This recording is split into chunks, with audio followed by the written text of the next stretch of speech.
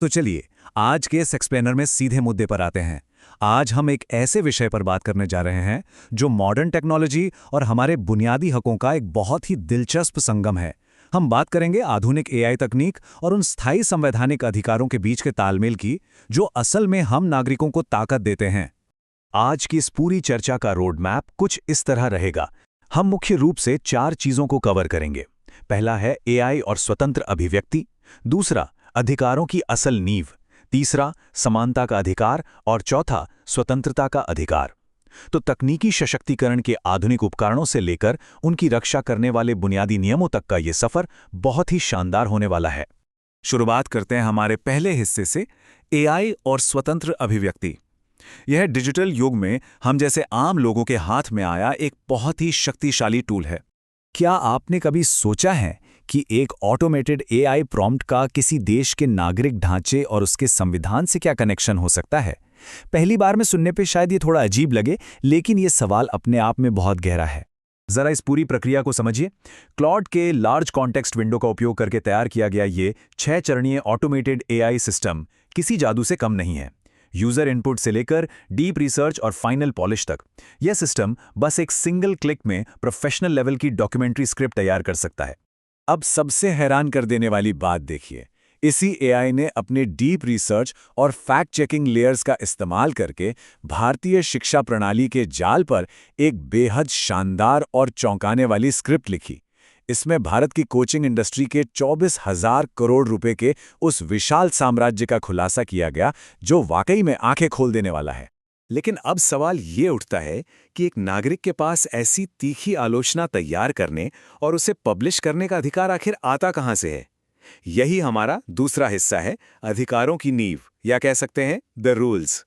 इन अधिकारों की सुरक्षा को समझने के लिए हमें थोड़ा इतिहास में जाना होगा। 17वीं सदी के प्राकृतिक कानून सिद्धांतों से लेकर जो असल में पूर्ण राजशाही के खिलाफ एक विद्रोह था, आज हमारे संविधान के भाग 3 में मिली कानूनी गारंटी तक, ये पूरा ढांचा एक सभ्य और राजनीतिक रूप से सक्रिय समाज के लिए बेहद जरूरी है।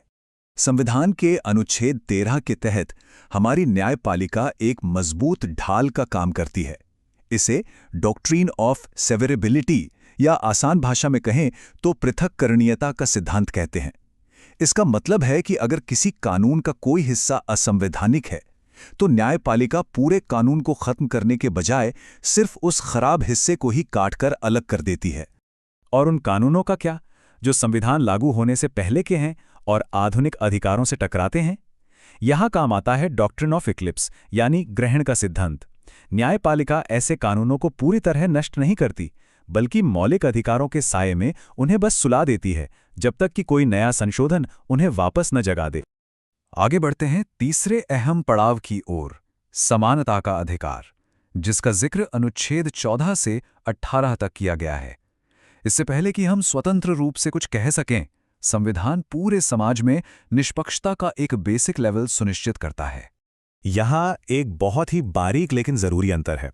एक तरफ है कानून के समक्ष समानता, जिसका मतलब है कि कोई भी कानून से ऊपर नहीं है, और दूसरी तरफ है कानून का समान संरक्षण। तो लब्बो-लुआब यह है कि सच्ची समानता का मतलब सबको एक ही लाठी से हाँकना नहीं है, बल्कि हर विशिष्ट समूह की अलग अलग परिस्थितियों के आधार पर उन्हें जरूरी समर्थन देना है। हालांकि समानता के इस नियम के भी कुछ अपवाद रखे गए हैं, जैसे कि भारत के राष्ट्रपति, राज्यों के राज्यपाल और विदेशी राजनयिक। इन्हें इनके कार्यकाल के दौरान कुछ विशेष आपराधिक कार्यवाहियों से छूट दी गई है, जो कि देश के सुचारू संचालन के लिए जरूरी है। अब बात करते हैं अनुच्छेद 15 की। यह राज्य को किसी भी नागरिक के साथ भेदभाव करने से रोकता है, लेकिन यहाँ केवल शब्द पर गौर कीजिएगा।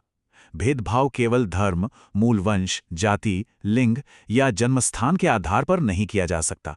इस केवल शब्द का बड़ी सावधानी से इस्तेमाल किया गया है, जिसका मतलब है कि राज्य अपनी नीतियां बनाने के लिए अन्य पैमानों का उपयोग बिल्कुल कर सकता है। और यहीं से पॉजिटिव डिस्क्रिमिनेशन, यानी सकारात्मक भेदभाव की अवधारणा निकलकर सामने आती है।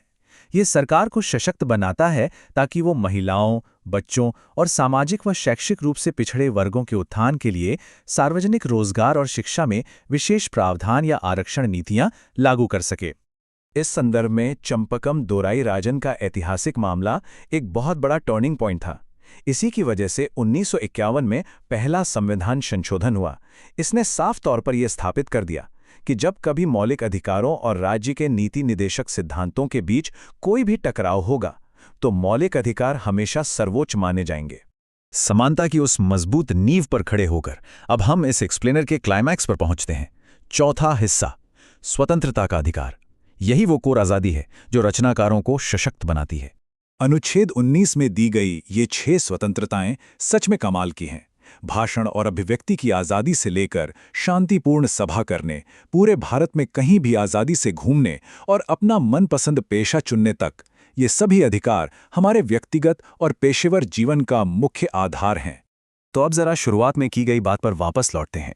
एक अच्छी डॉक्यूमेंट्री लिखने और उसे दुनिया के सामने पब्लिश करने के लिए AI प्रॉम्प्ट का इस्तेमाल करना, असल में ये सीधे सीधे अनुच्छेद 19(1)(a) यानी भाषण और अभिव्यक्ति की स्वतंत्रता का ही इस्तेमाल है।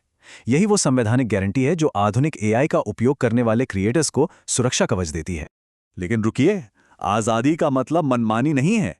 जिस तरह उस AI टूल में गलतियों को रोकने के लिए एक फैक्ट चेकिंग लेयर होती है, बिल्कुल वैसे ही हमारा संविधान भी फ्री स्पीच पर उचित प्रतिबंध या रीजनेबल रेस्ट्रिक्शंस लगाता है, ताकि आपकी अभिव्यक्ति की आज़ादी से देश की संप्रभुता, सुरक्षा या सार्वजनिक व्यवस्था को कोई नुकसान न पहुंचे।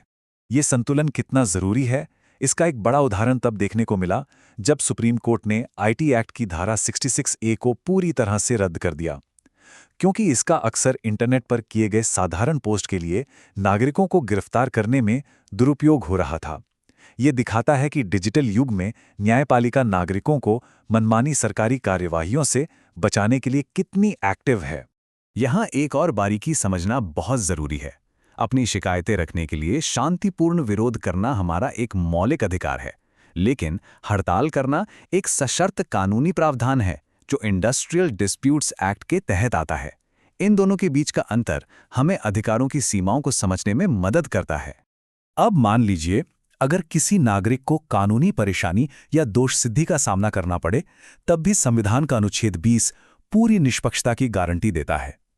चाहे वो पूर्वव्यापी कानूनों पर रोक हो, एक ही अपराध के लिए दोहरे दंड से बचाव हो, या खुद के खिलाफ गवाही देने के लिए मजबूर किए जाने से सुरक्षा, ये बहुत ही सॉलिड प्रोटेक्शन है।